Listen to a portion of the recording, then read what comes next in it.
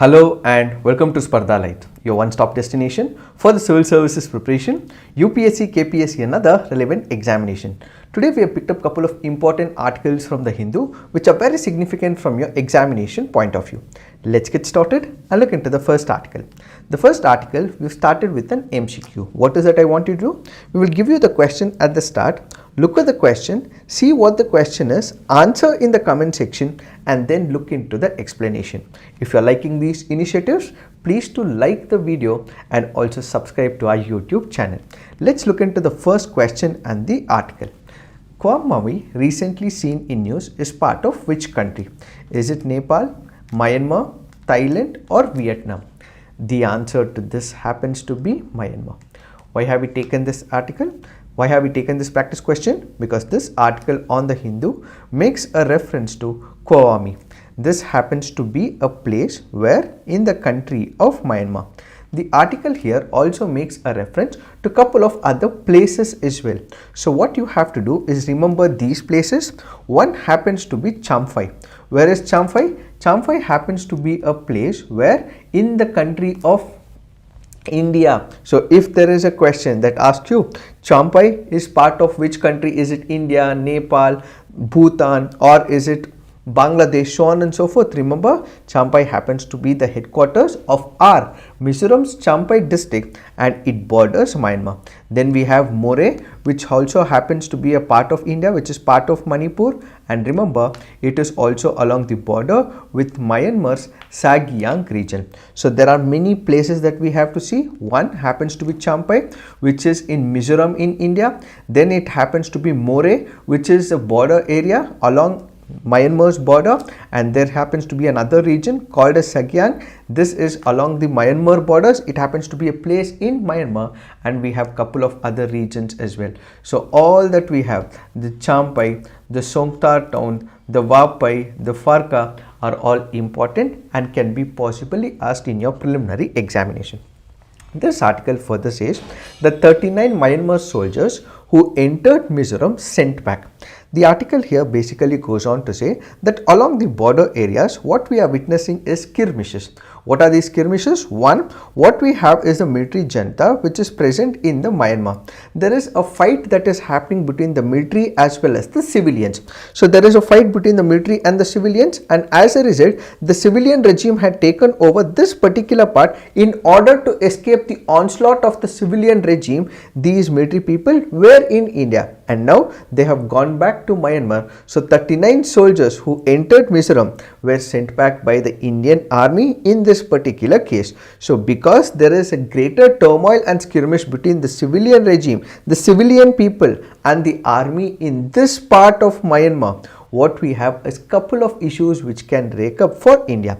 The first important issue that we will face is with respect to the refugee crisis. So from the part of the preliminary examination, remember,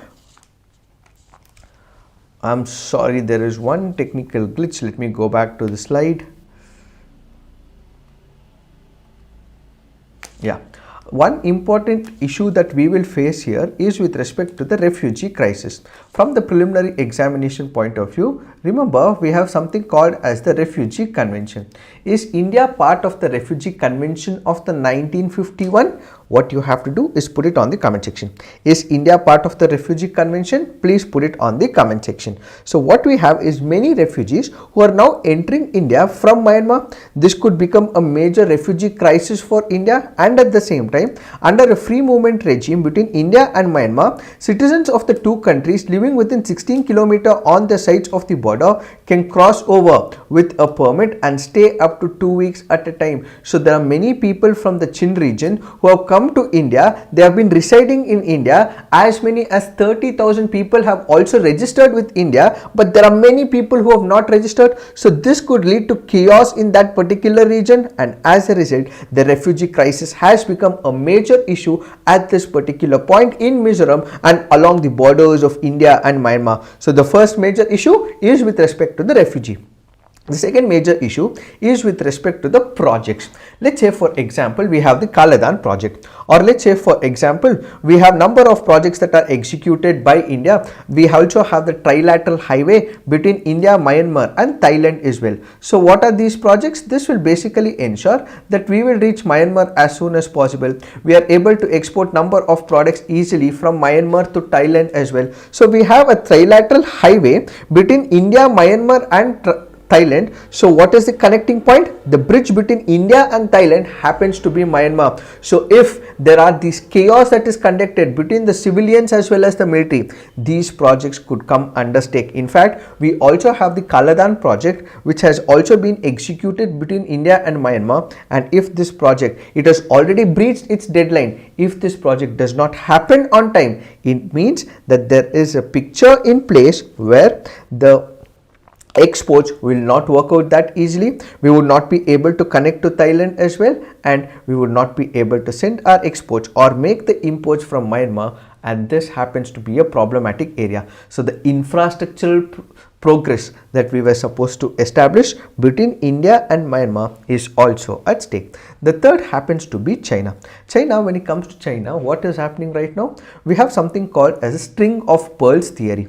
What is a string of pearls theory? Let's say for example, this is India. So whom do we have here? We have Sri Lanka. Then what do we have here? We have Bangladesh, and then we have Pakistan here. So what China has been able to do is it has created a friendly relationship with all countries like Pakistan, Bangladesh and Sri Lanka, and it has already surrounded India, which is a theory called as a string of pearls theory. And now what we have is Myanmar, which is also on the lap of China as well.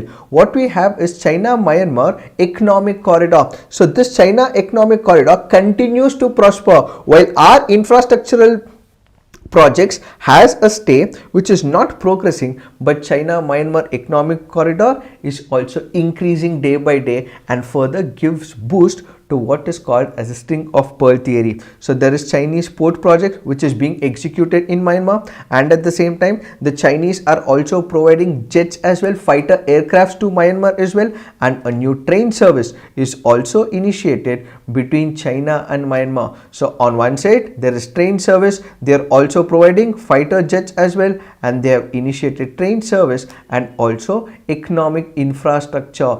All this has led to the boost in the relationship between Myanmar and China, and this could become a possible detrimental factor for India. These are the major issues that we will see right now between India and Myanmar. It is this that we have to understand with respect to this article. Now let's look into the next article. This article here is speaking about recent Uttarakhand tunnel collapse site. So this article here is important from your disaster management perspective, and it is also important from your GS paper 3, which is environment and ecology. First, what we have to understand is the tunnel collapse that took place in Uttarakhand. Where did it take place? It happened in a place called as Silkyara. Silkyara happens to be a tunnel where this tunnel was being constructed, and what we have seen is a collapse of this tunnel, and as a result there are casualties. There are people who are stuck in this particular tunnel. As of now, they are being provided the food, they are provided other means and mechanisms as well, but in the long run, how fast we are able to pull them off is the main point.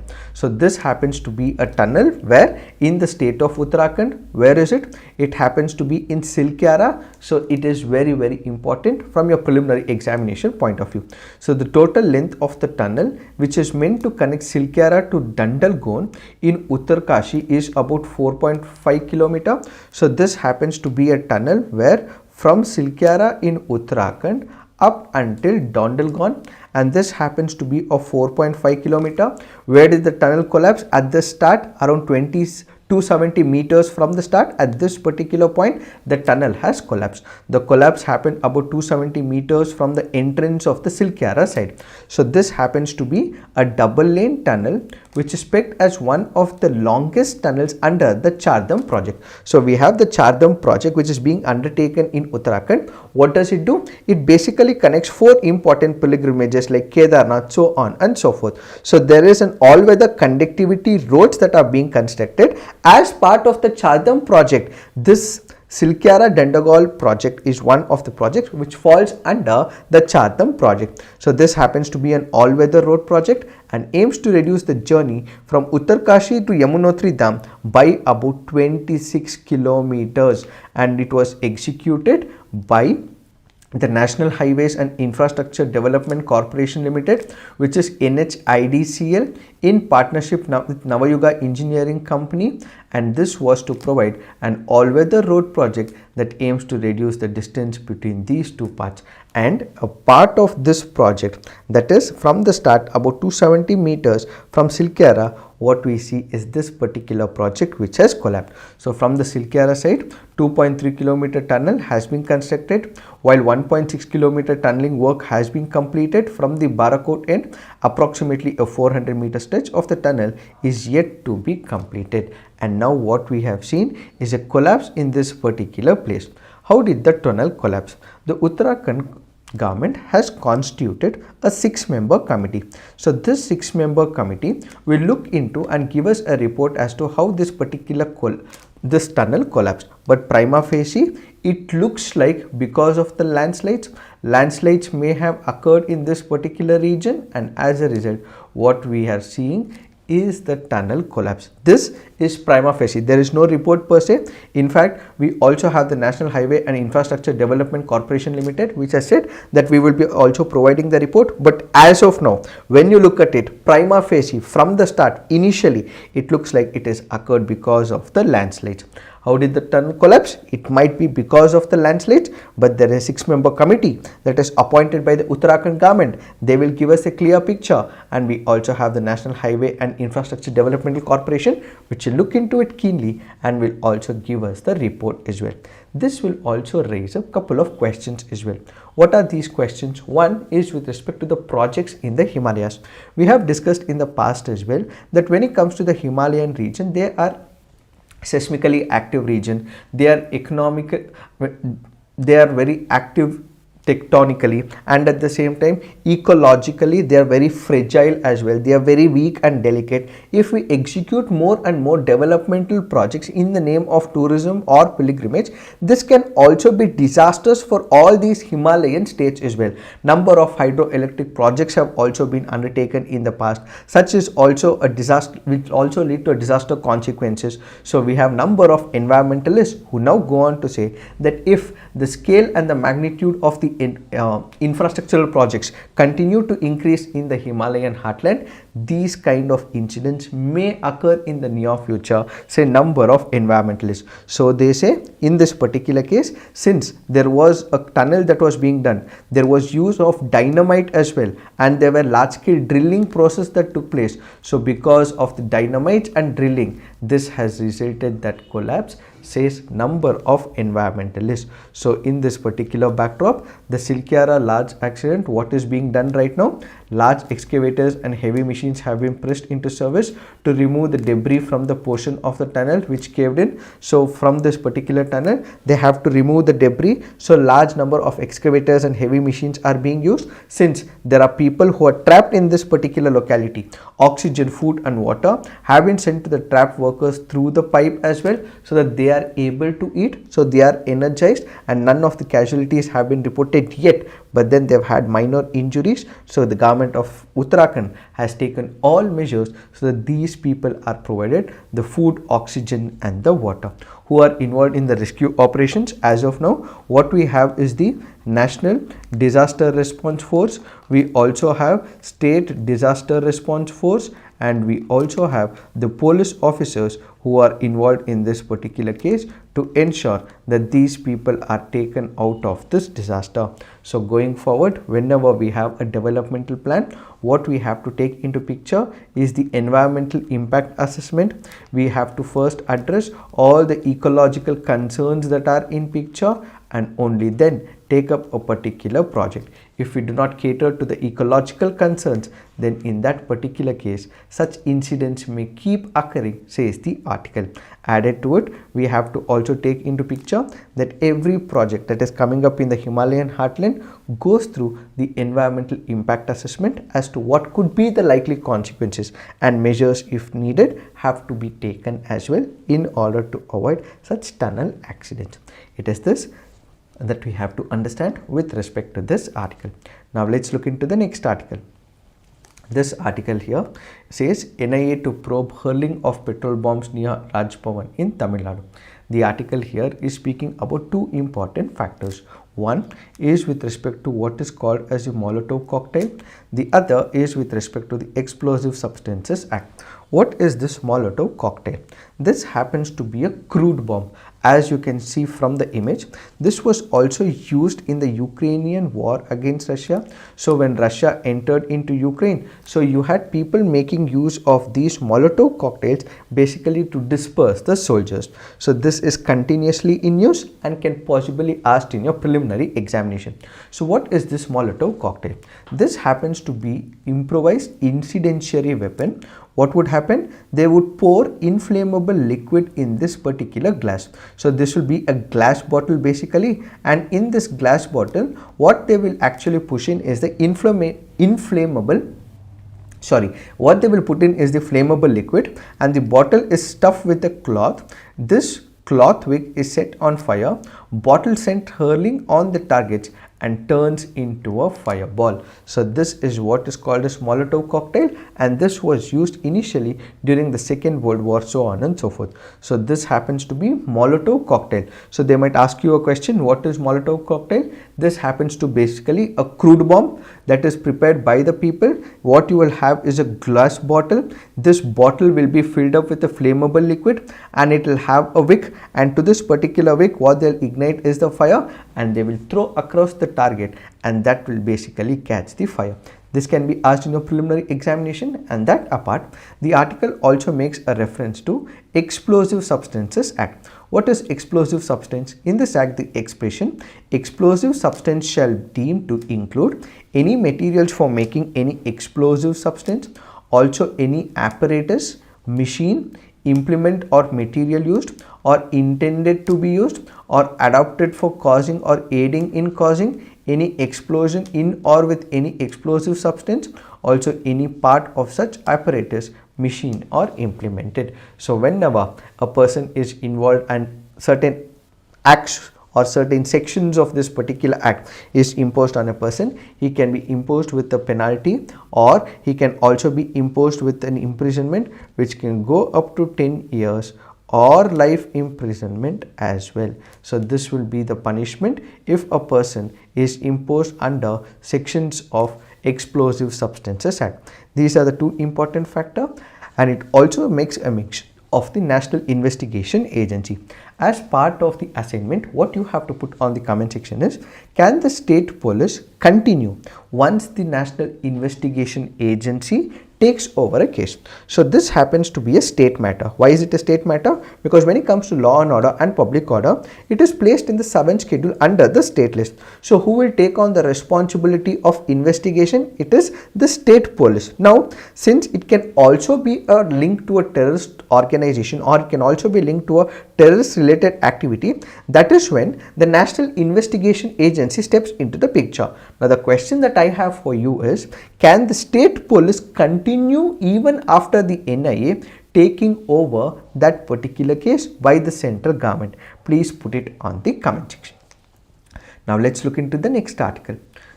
This article is important from your preliminary examination point of view, and it is also important from your GS paper 3, which is science and technology. So we have an article in place. Let's discuss an MCQ and then look at the article. Bletchley Park Summit recently seen in news was with respect to climate change, checking nuclear terrorism, regulating artificial intelligence, refugee crisis. The answer to this is Bletchley Park Summit was with respect to regulating the artificial intelligence. Why have we taken this practice question? Because this article on the Hindu makes a reference to this summit. So this article, or the Bletchley Park Summit, is a summit. Where did it take place? It took place in Bletchley Park. Where is it? It happens to be in England. So Bletchley Park is an estate in Milton Keynes, Buckinghamshire, England. It was the site of the United Kingdom's main code breaking team during World War II. Now Bletchley Park is home to the National Code Center and the National Museum of Computing. So where is it? It happens to be in England. This can be very important from the preliminary examination point of view. So this summit was basically about regulating the artificial intelligence. So artificial intelligence is the future. It has taken over the entire humanity and the mankind, and because of artificial intelligence, it can also have the negative issues and surfaces as well. In order to regulate it, what we have is a summit. So the author in this particular case says that Bletchley Park Summit basically took place, and this Bletchley Park Summit was about regulating the artificial intelligence. This is from the preliminary examination point of view. The second is with respect to the mains examination point of view about the negative impact of artificial intelligence. We have discussed about the negative impact of artificial intelligence couple of times, but what we have to keenly look is the viewpoint of Keynes as well as Karl Marx, where UPSC in the past has also asked questions.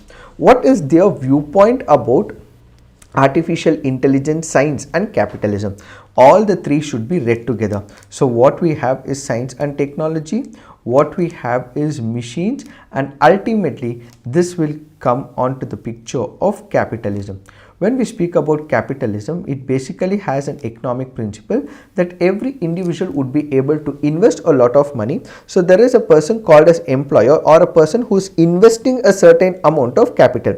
Since he is the person who is investing a lot of capital in this particular case, he is taking the risk of it, and ultimately he is also providing some labor, so he is requesting the labor to engage their work as well. So there is an employer and an employee. The employer is investing a huge amount of capital in this particular case and is making the laborer work for it. So there is employer-employee relationship. This employee is made to slog, and in the capitalism it is mostly about how the investments of the employer are, what are the kinds of profits that he generates, so on and so forth.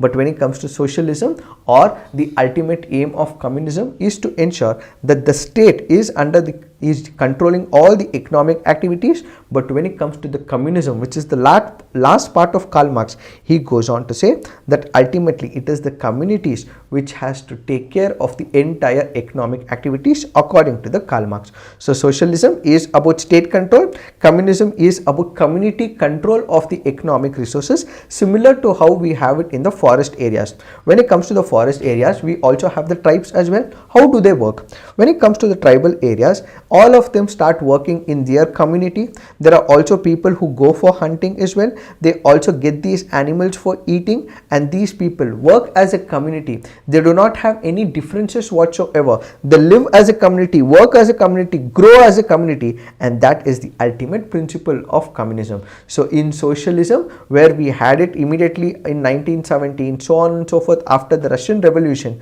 what we have is the state control of the economic activities. In capitalism, the employer is controlling all activities, and ultimately these resources are given by the employer, and the employee is supposed to work for the employer, where profits are taken into picture.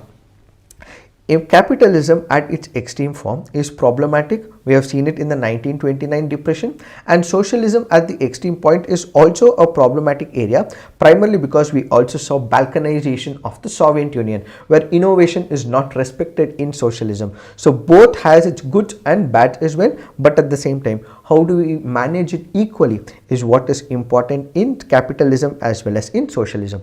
So what this article primarily goes about speaking is in reference to the artificial intelligence. So the artificial intelligence in the near future is able to picturize itself in such a way that this artificial intelligence tool that are created by the human beings in the near future will not require the presence of the human beings at all. So the human beings have created these artificial intelligence tools. These tools that are created by the human beings will not require the human beings in the near future, where artificial intelligence tools will be able to create new artificial intelligence programs, and ultimately it will provide the necessary feed and the information for new set of programming skills and algorithms. So the creator whose presence is not required, is it actually serving the purpose, is the question of this article. So basically the author says that when it comes to Keynes, he brought into picture the principle of capitalism. He says that capitalism is what will bring welfare to the people of a country. So he goes on to say, at one point of time when capitalism and let's say science and technology is able to increase, ultimately it will bring more welfare. So Keynes was a liberal thinker who extolled capitalism but wished to save it from its worst excesses. He believed that at its heart, work represented a form of drudgery, and a world in which hours of work would be reduced was one that unequivocally increased the welfare. So he was in support of capitalism. He was in support of coming up with world-class recommendations for the science and technology development. But at the same time, we have Karl Marx, who had a more nuanced analysis. For him, the essence of humanity lies in our ability to materially manipulate nature. Work therefore provides meaning to human life. He said that the ideal state is not the one where AI replaces the human labor, but where individuals can utilize AI to enjoy and elevate their work without it being appropriated by someone else. So Karl Marx gives a much better nuanced work. AI, that is the artificial intelligence or the science and technology, it should not use the human beings, but human beings should use AI or the artificial intelligence for its own purposes. So artificial intelligence should not supersede the human intelligence, is what is this article all about. So basically, when artificial intelligence supersedes human intelligence, then there will be no work in the world, and ultimately it is the capitalist and capitalism who will be generating a lot of profits, and many people will not have the work to do, and this could have negative imprint on the entire human community, says this article. It is this that we have to understand with respect to this article. Now let's look into the next article. This article here is speaking about search and seizure. What is this article speaking about? The article here is speaking about directions issued by the Supreme Court. A division bench of the Supreme Court comprising Justices K.L. Kaul and Sudhanshu Dhuria directed the Union government to form guidelines for the seizure of digital devices by investigative agencies. The court's order comes as a result of petition filed in October 2022 by the Foundation for Media Professionals, a journalist collective. What was happening? There were a number of investigating agencies. For the sake of example, let's say we have the Central Bureau of Investigation, or let's say for example we have the Enforcement Directorate, or let's say for example we have the National Investigation Agency, all under the control of the central government. This for the sake of example. Let's say any of these investigating agencies happen to go to a journalist, they seize their phones. Their phones happen to be a digital device, or they're taking away their tabs, or they're taking away their laptops. In this particular case, there are no clear guidelines as given under the law books right now, which would allow these investigating agencies to capture the digital devices. So the petitioners, because there have been number of times where these digital devices have been captured by the investigating agencies, they have gone to the Supreme Court and have asked the Supreme Court that, dear Supreme Court, kindly take a look into it. Why? That is because when investigating agencies take away the digital services, it is violating their right to privacy. How? Let me explain this for you. We have Article 21 of the Indian Constitution. The Supreme Court in Puttaswamy judgment has clearly demarcated that when it comes to Article 21 of the Indian Constitution, it implicitly also has what is called as the right to privacy. Of late, when we speak about our mobile phones or about our laptops or about tabs, what would happen? We might have our own images.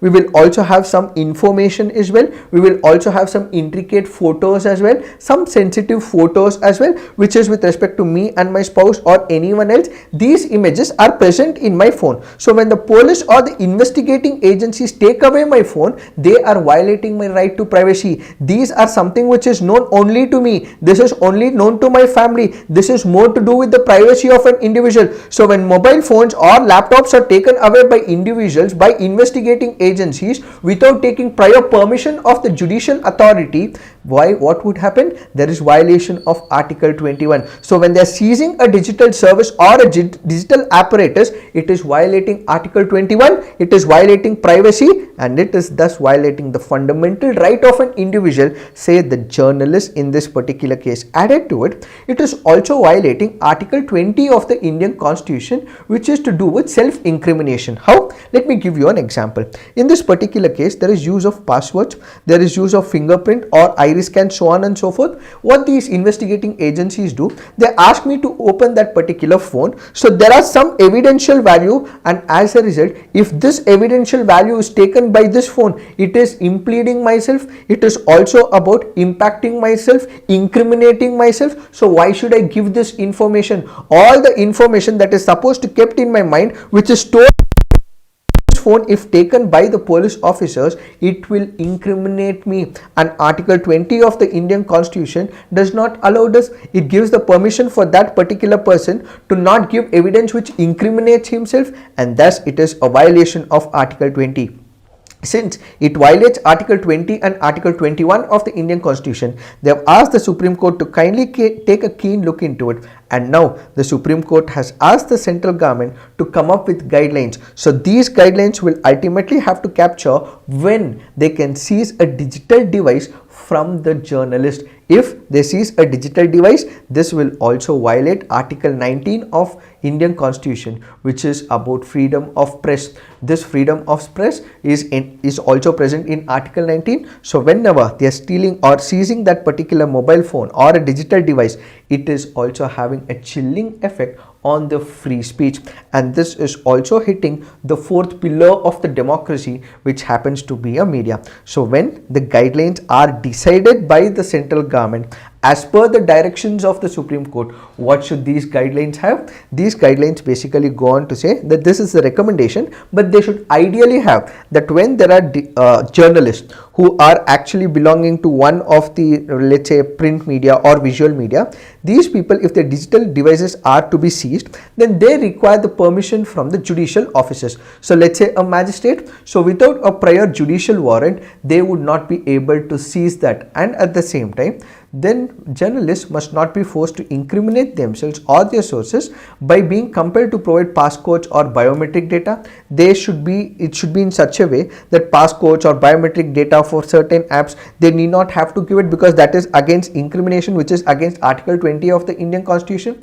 And whenever they seize a phone, what would happen? There will be some information. This information should be taken if judicial permission is given, and that should be only restricted to them. They should only use that information. They should not be giving to the third parties. They should not be giving to the media outlet as well, and ultimately it should not be leaked or tampered with, and the investigating authorities should restrict this information only with respect to them, and after a specific period of time, if it is of no use, it should also be deleted as well. And at the same time, whenever a device is being taken by these investigating agencies, first what is present in this phone or the laptop has to be checked keenly, and a backup has to be taken initially first. Why? That is because in the near future they may also implant a material which is not actually present in the phone or the laptop. So initially there might not be an evidence in this particular phone or the laptop. So what can the police officer do? They can plant the information and say this information was in your mobile phone, in your laptop.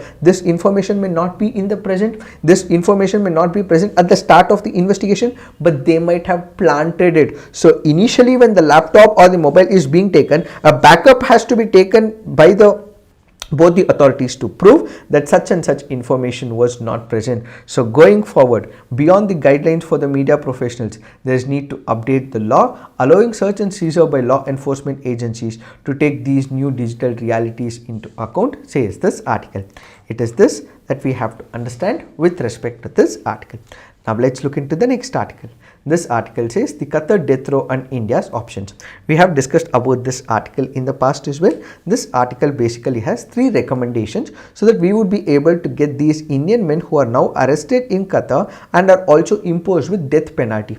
They are given death penalty because according to the Qatar authorities and the first court in Qatar, they basically believe that these men from India may have involved themselves in the espionage related charges, and as a result they are imposed with death penalty. penalty. So what are the options that are available for India in the present case? The options that are available is, as per Article 110 of the Penal Code of Qatar, engaging in espionage is regarded as serious offence. So what can we do? So we can actually plead before these courts, prove them that they were not involved in any of these espionage charges. Even if they are imposed with some time, the imprisonment can also be reduced. So we can actually ensure that there is an advocate who's fighting this particular case. And at the same time, in 2015, India and Qatar signed an agreement pertaining to transfer of sentenced prisoners. So under the agreement, Indian citizens who are sentenced in Qatar have the choice to serve the present sentence in their home country as well. This can be taken up by the Indian government. And Article 36 of the Vienna Convention requires immediate notification of an arrest to the nation's consulate. So when they were arrested, we were not informed about it. So we can also go to the International Court of Justice and also say that since we were not informed in this particular case, the consulate did not have information equated to Kulbhushan Jadhav case with respect to Pakistan. So this can also be made use of by the Indian government. And numerous global human rights organizations have been actively combating unlawful imprisonment, capital punishment and other violations of human rights. For example, we have the Amnesty International. The Amnesty International can also put international pressures in terms of the human rights violations. They are fighting against death penalty and capital punishment in couple of countries. So we can seek the support of the Amnesty International, push our agenda and ultimately make sure that capital punishment is not imposed on these individuals. These are the possible options that we have, says this article. It is this that we have to understand with respect to this article. If you are liking these initiatives, please do like the video and also subscribe to our YouTube channel. Thank you for watching. All the best.